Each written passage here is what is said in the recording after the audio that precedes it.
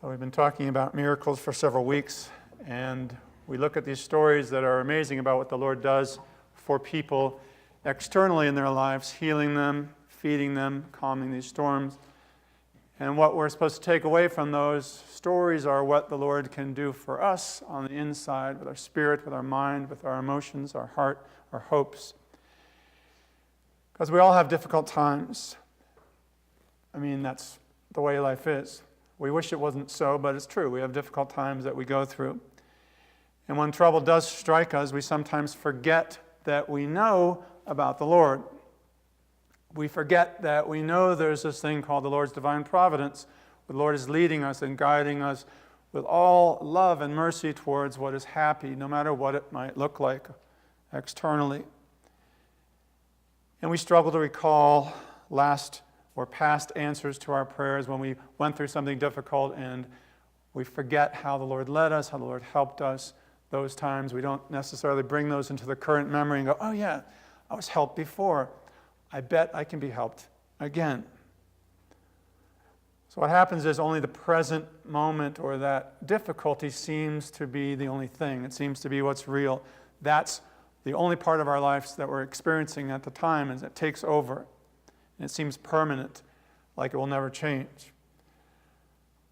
I hear that a lot from people who are struggling. I just need to know when it's going to stop or when it's going to change. Like if you can just tell me, like I don't have any idea, you can tell me when it's going to be different, then I can work towards that.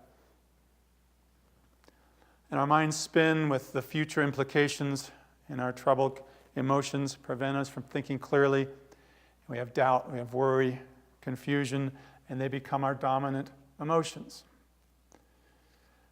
So since we're in a series on miracles, what is the miracle in this story for us? I think the miracle is that in times of trouble, in times of temptation, times of hardship, the Lord is showing us that we can have peace, that the Lord can calm.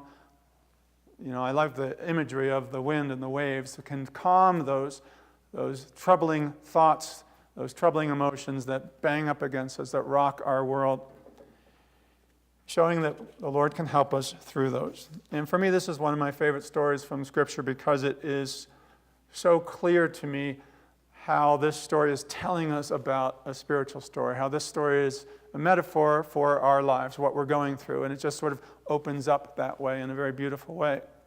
It's relatable, and there's just a clear path forward, and the outcome is good. So what's not to like about that, right?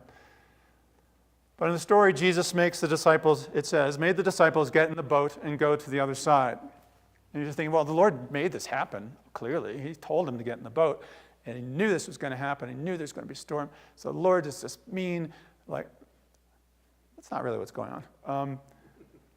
Though the Lord does encourage us and call us to move from where we are to somewhere else, right? The Lord wants us to grow. The Lord wants us to be changed. He wants our heart of stone, a heart of, that's hard-hearted, those things to be turned into a heart of flesh. Wants our negativity to be removed. Wants that hardness to be softened. So the Lord is inviting us to move, to shift, to grow, and to change. And I don't know if that's good news for you. I think it's just the way it is. We just need to know the Lord wants us to be happy to eternity. That's the goal. So sometimes we go through things that are challenging because something within us needs to shift. Something needs to break up, to be softened so that we can change.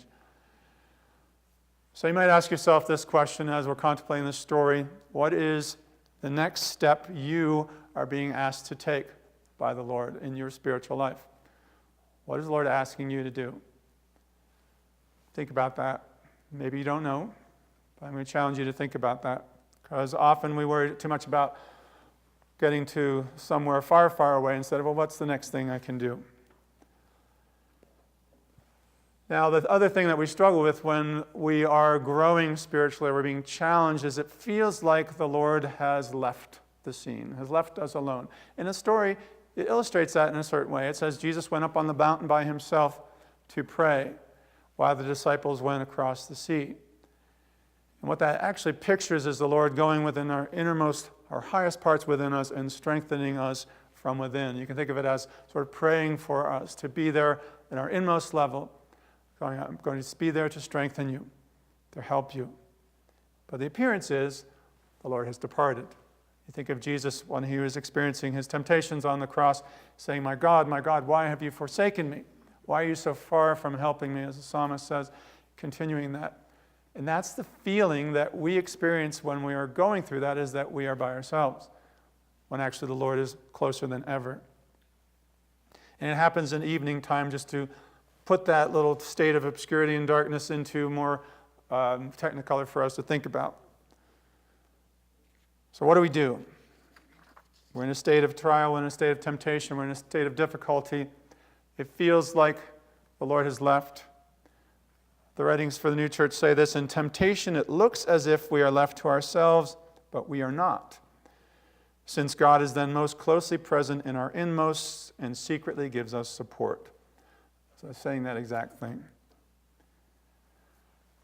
So as we try to make these changes in our life, we try to do something differently, try to grow. The disciples are in the boat and they're in the middle of the sea, and a wind kicks up and it's tossed about by waves. First of all, what's the boat picture in the story? Well, the boat pictures our doctrinal understanding, the things that we believe to be true, our belief system, the things that we buy into. And the Lord's saying to us, whatever you believe to be true, you've got to actually live by it. So get in the boat and try it out. Test it out. See what happens. Give it a go. It's important for us to do that. And boats are helpful to cross from one side to the other. In the sea, water can picture very positive things like truth, understanding. But in the opposite sense, when it's a storm like this, it pictures falsities, or a big gathering of falsities. And in this case, because it's stormy, it pictures hell itself. Hell, and the attempts that hell is trying to push on us, to upset us, to make us think negative thoughts, to make us feel negative emotions, these sorts of things. So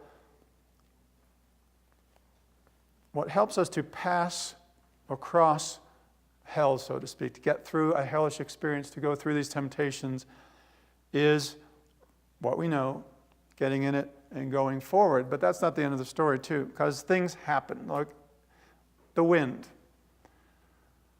How many of you ever had the experience where you're trying to do something and negative thoughts just blow up, like, you'll never be able to do this? You always mess up. You're so impatient. You're such an idiot. You do this again, you're doing it again and again. I don't know if I'm talking your language, but this is the language that I'm familiar with, right? You'll never make it. And here's a little hint for you to know if the inspiration for your thoughts are from hell or not, is if the words always and never are included. I think that's one of the, not always, not never, but if the thought is you always do this or you'll never do that, think about, because that's not usually the case, right? Not usually. Sometimes it is, but not usually the case. You'll never be good enough. You always make bad choices, etc. Now the waves, on the other hand, picture the negative emotions that arise because of that. So you ever have that overwhelming feeling of anxiety or worry or fear, anger? Those are the emotions that rise up and try to challenge our efforts to go forward.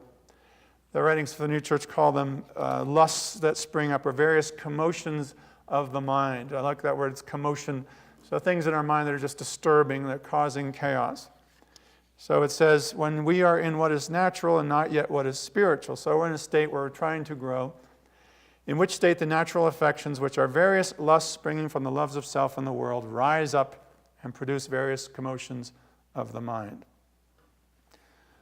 Again, I don't know if I need to list them off: fear, worry, anxiety, impatience, regret, whatever they are, they rise up. So another question for you is, what are the thoughts that whip up in your mind? What are the negative emotions that rise up within you that you struggle with? And it could be something that carries you away, sort of like that boat imagery that washes us away, which sends us adrift, or something that makes us feel unsafe. You guys raised your hand when you were in a boat that was in a storm. Did you feel safe? No, probably not.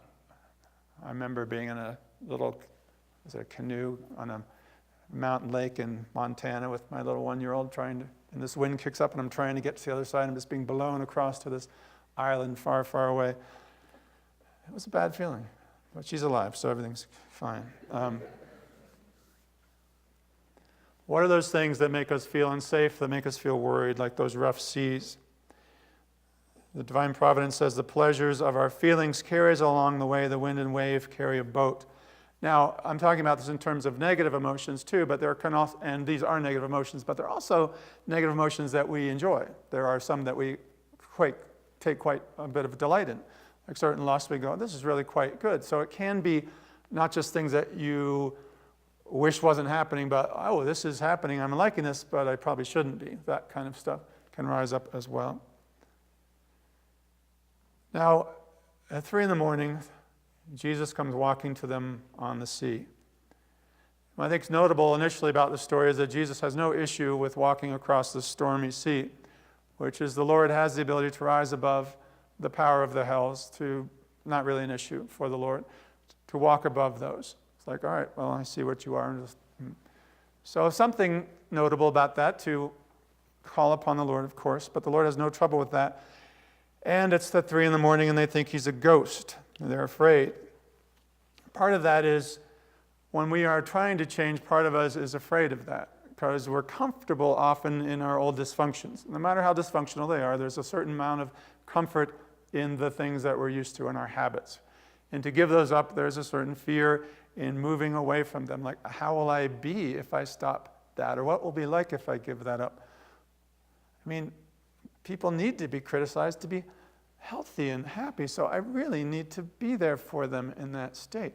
Like, no, you don't. They'll figure it out on their own. So there's a certain amount of fear involved and obscurity. Now, Peter, in the story, now I cheated here a little bit because I said I'm doing a series of sermons on the Gospel of John, but the Gospel of John doesn't include Peter, so I'm pulled out the Gospel of Matthew and talked about Peter here. But Peter in this story, he sees the Lord and he says, well, if it really is you, invite me to come to you on the sea. And Peter is a picture of our faith, what our faith is like. And our faith in Peter and throughout the New Testament, you see him sort of making some really good choices and making some really bad choices and other things along the way. Like he's the first one to recognize the Lord. Usually he's the first one to say who the Lord is and these kinds of things, to recognize him.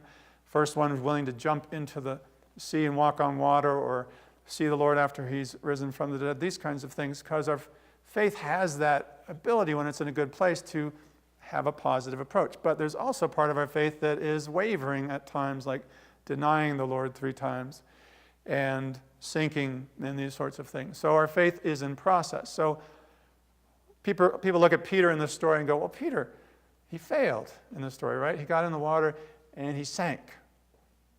But think about that for a moment. He sank for a reason. Peter, or think of our faith, it says as he started to walk, he actually walked on the water quite successfully until he started to pay attention to the wind and the waves. And the same is exactly true for us. We can have strength in our faith until we start to listen as true those negative thoughts that are coming in or the negative emotions that are rising up and go, oh, that's what I need to focus on instead of what I'm being called to. And that's when we begin to sink. But when Peter looked to the Lord, he was fine. So what does that look like? How do we look to the Lord? If I asked you, what does it mean to you to look to the Lord? I mean, what am I supposed to do? I mean, it sounds good. First of charities, look to the Lord and shun evils as sins. So look to the Lord. Like, do you find yourself looking to the Lord in your life? Well, I was thinking about that, and what's the opposite of looking to the Lord? The opposite is looking to self. Like, well, I'm going to look to myself to figure this out, or I'm going to look to my own resources to figure this out, rather than, well, what would the Lord say? What would the Lord ask here? Where does my help come from? Who do I ask? Do I ask myself, or do I ask the Lord? The story of the Garden of Eden, where there's a tree of life in the center of the garden, in the tree of the knowledge of good and evil is a simple story about the Lord said, you can eat of this tree and everything will go well for you, but if you eat of the other tree, it won't. And that tree of life is a symbol of looking to the Lord as the source of everything. If that's what we focus on, everything goes well. But as soon as we start to think, oh, I'll eat of the tree of the knowledge of good and evil. I can figure this out on my own. I'm smart enough. Lord, this Bible's weird and it's got mysterious things within it. I'm going to look for myself instead. Then we get in trouble, just like in that story. Heavenly doctrines say this: a person's affections or love looks either downward or upward. Those who look to self and the world look downward, but those who look to the Lord and to heaven look upward. Maybe it's as simple as that, as I will keep my gaze upward. I mean, you think about it when you're feeling low, it's like, right, Charlie Brown sort of thing. Instead of have your shoulders back and looking forward and going, well, it's not about my ego, it's about I'm looking to the Lord here. And here's an interesting passage too from the Apocalypse Explained. It says, cease therefore from asking in yourself, what are the good works that I must do, or what good must I do to receive eternal life? Only cease from evils as sins and look to the Lord, and the Lord will teach and lead you. I love that. It's a great passage about getting all caught up in our own figurings instead of just saying, stop asking that question. Just stop doing, we know what our dysfunctions are. Stop doing those and look to the Lord, and the Lord will teach you and lead you what to do. Well, Peter does start to sink. But while he's sinking, he says, Lord, save me. Great little phrase. You can remember that one. Lord, save me. Lord, save me. You can say, Lord, help me. Lord, save me. Remember to ask for help. But Jesus says to him, O you of little faith, why did you doubt? And we think of that as a bad thing. But look what a little bit of faith did in the story. A little bit of faith was able to actually walk on water. A little bit of faith was able to get out of the boat, was able to let go and to try something differently. So you might think of that, oh, you have little faith as well, a little mustard seed. The Lord talks very positively about having faith as small as a mustard seed. Whatever we have, are we willing to use it and get out of the boat and walk? And when he did this, Jesus stretched out his hand and caught him. They got into the boat and the wind ceased. What was missing from the boat? Well, the Lord was missing from the boat. Is the Lord in our boat? Is the Lord in our belief system? Is the Lord the focus of that? Or is it something else? And something shifted for them too after they got into the boat and they got to shore. You know, they saw things already in these miracles. Jesus turning water into wine and feeding 5,000 from this little bit of food. And they thought, amazing, amazing. But then after this experience, they worshiped him and said, truly you are the Son of God. Something shifted from amazing fellow there, amazing abilities, to this is my God. I worship the Lord. So what can we do with just a little bit of faith? What is the next step that we can take? What is the next step that you're willing to take? And I think sometimes we need to think of it just as simple as that. My faith is asking the question, Lord, what is my next step? What can I do? And I'll focus on that and try not to lose sight of who you are. And we might think about our boat as well. What is my belief system? And I need to use it, as the story indicates, but am I willing, as Peter was, to maybe step out of it as the way I always do things? This is the way I always thought about it.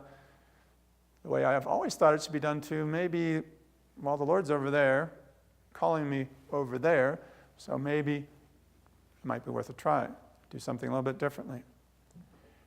You know, we talk about the insanity of doing the same thing over and over, expecting different results. Well, maybe we could try something which seems a little bit more insane, is getting out of the boat in the sea and walking on water, but the results are quite positive. Just because it's scary doesn't mean we shouldn't try it. And Peter didn't wait for the storm to stop before he got out of the boat either, is something notable to say. Because the Lord's there to help us walk through those storms as well, not just I'll be there when things are calm, but I'll be there as you walk through the difficulties. So yes, we all have storms, and they're troubling, they're frightening, but if we're willing to try things a little bit differently, trust that the Lord's calling us forward, that something might shift, something might be different. It says in Romans 5, we rejoice in our sufferings because we know that suffering produces perseverance, and perseverance produces character, and character produces hope. One final thing about going through difficult times. When you go through a difficult time and you come out the other side, you now have what's called an experience of having survived it. And it strengthens us, hopefully, for the next time. Think about the story of David and Goliath. David was a shepherd boy, it says in the story, a youth, and he's going up against an experienced giant, 9-foot-plus tall warrior. But David was willing to do it. And part of the story says that he was willing to do it because he said, well, I have experience of fighting bears and lions. Why wouldn't this work out? I mean, this is a giant. Yeah, but you have experience. So what are the experiences we can draw on that help us, that we can say, you know, the Lord's been with me before. The Lord's helped me before. I'm sure the Lord wants to help me again. So the Lord said, be strong and of a good courage. Be not afraid, neither be dismayed, for the Lord your God is with you wherever you go. Amen. We bow our heads for a prayer.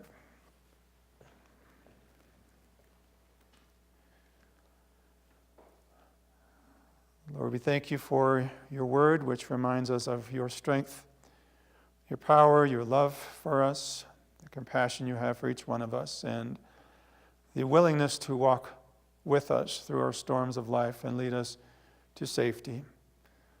Lord, help us to remember these lessons and go forward with a conviction and trust in you, knowing that you never leave us. You're always with us. Amen.